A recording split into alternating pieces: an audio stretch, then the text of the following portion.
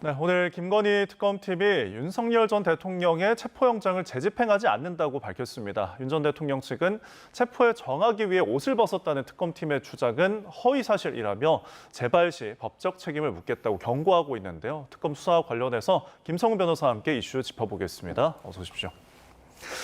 자, 지금 일단 오늘은 집행하지 않는 것으로 이제 정해졌습니다. 그렇다면은 언제쯤 체포영장 재집행이 좀 유력할까요? 네, 두 가지 요소가 핵심일 것이다라고 봅니다. 체포영장의 기한이 일단 지금으로서는 7일까지로 나와 있기 때문에 네. 결국 영장의 발부받고 허용 기간 안에 이제 집행을 할 것으로 보이고요. 두 번째로는 이제 이번에 이 체포영장 집행은 김건희 특검에서 관련된 사건에 대한 수사를 위해서 하는 것이고 지금 관련돼서 조사가 8월 6일로 예정되어 있는 상황입니다. 그렇기 때문에 가능하다면은 그 조사 전에 윤 전 대통령에 대한 조사를 진행하는 것이 필요하기 때문에 오늘은 안 한다고 하더라도 내일 중에는 재집행할 가능성이 높지 않을까 이렇게 예상할 수 있습니다. 예. 자, 지금 이 수위를 벗었다라는 이 타이밍을 놓고 또 의미 해석을 놓고 좀 특검팀과 지금 실랑이가 좀 있는데 속옷 저항 이른바 지금 법적 쟁점이 되고 있습니다. 어떻게 보시나요? 네, 사실 뭐 법적 쟁점이라기보다는 민망한 일이라고 생각을 하고요. 이제 몇 가지 원칙들을 우리가 살펴볼 필요가 있습니다. 첫 번째, 체포라는 것은 무엇인가? 체포라는 것은 임의동행과는 다르게 어떤 사람이 조사에 응하지 않을 때 강제로 물리력을 써가지고 그 사람을 인신을 잡아서 이제 관련돼서 인치하는 것, 강제로 사람을 데리고 오는 것을 체포라고 합니다. 네. 그런 부분에 있어서 체포영장의 발부와 체포영장의 집행은 필연적으로 물리력을 수반할 수밖에 없습니다. 그런데 지금 현재 이제 구속된 피의자와 관련돼서는 수감시설에 있는데 체포를 한다는 게 가능한가에 대한 의문들이 있을 수 있는데 과거에 이제 판례들을 보면은 왕왕 이렇게 구속 피의자가 이제 관련된 수사 내용에 대해서 협조하지 않는 경우에 강제 인치를 위해 가지고 하는 것들이 있었고 대법원에서는 구속된 피의자에 대한 강제 인치 또한 가능하다고 법적으로 유효하다는 판결을 내린 적도 있습니다. 그렇기 때문에 구속된 피의자에 대한 체포영장 발부 및 집행 등은 가능하고요. 두 번째는 이제 옷을 벗는 게 왜 문제가 되는가라고 한다면은 그런데도 불구하고 만약에 나체 상태거나 이럴 때 만약에 데리고 나오게 된다면은 그 자체에 대한 여러 가지 체포 자체와는 별개로 인권적 문제들이 있을 수 있기 때문에 가능하다면 그런 노출들을 하지 않는 상황 속에서 체포영장을 집행하는 것들이 필요하다고 생각했을 수는 있습니다. 다만 일각에서 얘기하는 것처럼 구속된 피의자이기 때문에 체포를 할 수 없고 그런 법적 규정이 없다. 그리고 실제로 그런 사례가 없다는 것은 사실과 다르고요. 과거의 드루킹 사건에서도 뭐 최순실 특검 사건에서도 몇몇 국가보안법 사건에서도 이렇게 조사를 아예 거부하는 그런 피의자에 대해서 체포를 진행한 사례들이 있고 그리고 또 형집행법상 지금 100조에 강제력을 행사할 수 있는 경우 중에서 정당한 교도관의 직무집행을 위력으로서 방해하는 경우가 이제 강제력을 행사할 수 있는 경우로 규정이 되어 있습니다.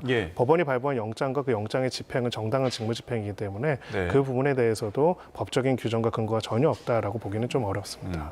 사실 체포영장 집행 과정에서 어떤 물리적 저항이 있었다라고 이제 저희가 뭐 들은 바가 있지만 이렇게 상세하게 어떤 뭐 속옷에 대한 이야기가 나온 적은 조금 흔치가 않은 것 같습니다. 지금 김건희 특검에서 그래서 과거 국정농단 때 이제 최순실 씨 강제 구인했을 때 그때와 똑같이 할 것이다라는 입장인데 그렇다면은 강제 구인은 어쨌든 이뤄질 수 있다. 어떤 식으로든 그렇게 볼 수 있을까요? 네, 아주 우리가 상식적인 질문을 던져볼 수밖에 없습니다. 체포영장이 발부받으면 체포 대상인 피의자가 체포에 저항하면은 물리력으로 제압한 다음에 그 사람을 체포해가지고 인치 끌고 와가지고 조사를 합니다. 당연하죠. 또 구치소에 수감되어 있으면은 체포영장 집행이 안 된다라고 하는 거는 오히려 체포영장의 효력이 구치소에 수감된 사람에 대한 더 못 미치고 실행이 안 된다는 얘기가 되겠죠. 그러니까 법률적으로 너무 당연한 이야기고 실제로 아까 말씀드린 것처럼 구속된 피의자에 대한 체포영장 발부 및 집행 그리고 그 과정에서의 이제 구인 등은 종종 있었던 사례이지 이번에만 새롭게 나타난 건 아닙니다. 그러니까 정치적인 시각을 거두고 보면은 사실은 그 전에도 이렇게 이제 조사를 거부하는 구속 피고인이나 피의자가 있다고 한다면은 이런 형태로 체포영장을 발부 집행하는 사례들이 있었고 그 과정에서 물리적인 부분, 그러니까 체포라는 것 개념 자체가 임의적인 동행과는 다른 개념입니다. 좀 우리가 같이 가주실래로 동의하면은 가고 이러면 체포가 아니고요. 예. 그건 이미 동행인 것입니다. 그렇기 때문에 체포영장이 발부된 거는 결국은 강제로 물리력을 써서 그거에 따라서 이제 인치, 사람이 데리고 와가지고 조사 장소로 데려와서 조사를 진행할 수 있는 권한을 법원이 부여한 것이기 때문에 그런 부분들을 봤을 때 아예 체포영장 발부 및 집행이 불가능하다라고 보는 거는 네. 적어도 법률적으로는 타당하지 않을 수 있다 이렇게 봅니다. 네, 일단 김건희 특검에서 여러 수사를 하고 있는 의혹의 정점인 윤 전 대통령이 지금 일단은 수사를 할 수가 없는 상황이어서 여러 부분들을 좀 들여다보고 있는데 지금 박진 전 외교부 장관 불러서 그 우크라이나 순방 의혹에 대한 수사를 나서고 있습니다. 아무래도 삼부토건의 주가 조작 의혹 때문인 거죠. 네, 그렇습니다. 삼부토건 주가 조작 의혹은 우크라이나 재건 사업에 삼부토건이 참여함으로써 큰 이득을 거둘 수 있을 것이라는 기대감이 반영돼서 주가가 올라가는데 이러한 부분들에 있어서 예. 삼부토건이 허위적인 내용들을 이야기했을 뿐만 아니라 결국 그거에 상응해가지고 국가적으로 우크라이나 순방이라든지 이러한 행동들이 있었다는 것이 의혹의 핵심이기 때문에 예. 두 가지가 있습니다. 결국 주가와 관련해서 삼부가 관여하고 삼부가 한다는 부분들을 삼부 쪽에서 흘려서 이득을 얻은 사람들이 있고 이득을 얻은 부분이 있는지가 첫 번째라면은 네. 두 번째로는 결국 그런 외관을 작출할 수 있도록 실제로 우크라이나에 관련돼서 순방을 하고 우크라이나에서 삼부가 개입되는 것처럼 무언가를 보여준 것이 있는지 그리고 그런 정보들이 서로 연결되어 있는지가 핵심이라고 볼 수가 있기 때문에 예. 그 과정의 중요한 이벤트 중에 하나로서 우크라이나 순방을 조사하고 있다 이렇게 볼 수 있습니다. 예, 지금 이일준 삼부토건 회장, 이응준 삼부토건 전 대표 구속 기소했다고 밝혔는데 그렇다면 어느 정도 좀 혐의가 소명이 된 건가요? 네, 영장이 발부될 수 있을 정도의 혐의 소명이 있다라고 볼 수가 있고요. 결국은 삼부토건이 실질과 다르게 어떤 허위적인 정보 등을 바탕으로 해서 주가 조작을 했다는 점에 대해서는 예. 법원에서 일정 부분 소명이 됐다라고 볼 수가 있습니다. 다만 이제 이걸 넘어서서 이러한 주가 조작이 당시에 이제 일종의 권력형 비리로서 윤석열 전 대통령 부부와의 관련성 속에서 이루어진 것인지에 대해서는 향후 김건희 특검에서 수사를 통해 가지고 관련된 내용들을 확인해 볼 필요가 있다 이렇게 볼 수 있습니다. 알겠습니다. 자, 그리고 이제 공천 개입 의혹과 관련해서 이제 그 대상이었던 김영선 전 의원도 이제 출석을 해서 조사를 받았는데 앞서서 윤상현 의원이 출석을 해서 좀 말을 조금 바꾼 상황이 됐잖아요. 김 전 의원 같은 경우는 어떨까요? 네, 그래서 결국은 공천을 부탁하고 개입해달라고 요청했던 주체 그리고 그것을 전달했던 브로커인 명태균 씨 그리고 그 내용들에 대해서 직접 명태균 씨와 윤 전 대통령이 통화를 해서 상현이한테 이야기할게, 저 윤상현 의원한테 이야기하겠다고 했던 이런 연결고리들이 있었습니다. 예. 그중에서 굉장히 핵심이라고 할 수 있는 게 실제로 명태균과의 대화에서 그렇게 이야기했을 뿐만 아니라 그 내용이 윤상현 의원한테 당시 공관위원장이었던 윤상현 의원한테 전달됐는지에 관한 부분인데 윤 전 의원이 이거를 윤상현 의원이 인정했다라는 일정한 보도가 나온 상황이고요.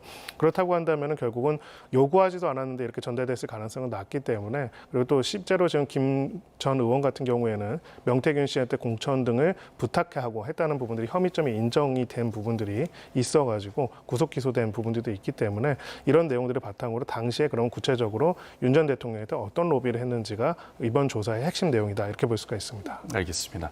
자, 그리고 저 이제 내란 특검과 관련해서 지금 이상민 전 장관 구속한 다음에 이제 조사를 또 진행을 했습니다. 그런데 CCTV에서 저희가 과거로 알려지기로는 한덕수 전 총리하고 어떤 문건에 대해서 좀 이야기를 나눴다라는 부분이 전해졌는데 여기에 대한 주장이 울산 김장 행사 문건이다라고 이제 주장을 했어요. 이 부분 어떻게 보셨나요?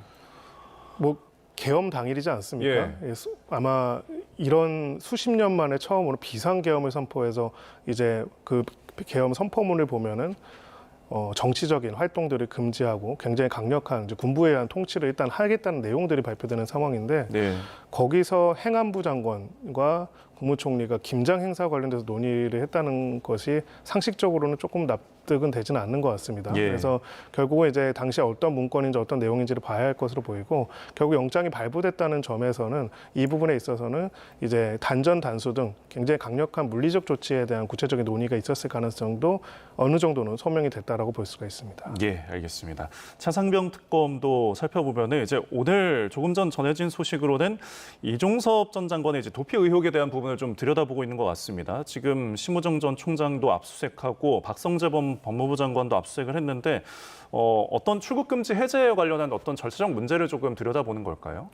네, 결국은 이제 최상병 특검, 우리 순직 해병 특검 같은 경우에는 결론적으로는 정상적으로 작동해야 할 수사 과정들이 정치적인 논리와 정치적인 압박으로 왜곡되는지를 파악하는 과정이 있는 것인데 예. 그 과정에서 그런 핵심적인 담당 부처라고 할 수 있는 법무부와 검찰에서 어떠한 지시가 내려졌고 어떠한 행위들이 했는지를 확인하고 있는 과정이라고 보여지고요. 네. 소위 경로설에 대해서는 어느 정도 이제 사실로서 인정이 된 상황인데 그걸 넘어서 가지고 구체적인 수사 과정에 어떤 개입과 지시가 있었는지가 앞으로 핵심적으로 규명해야 할 부분이다라고 볼 수 있습니다. 알겠습니다. 자, 3대 특검 이슈들을 좀 짚어봤습니다. 지금까지 김성훈 변호사와 함께했습니다. 고맙습니다.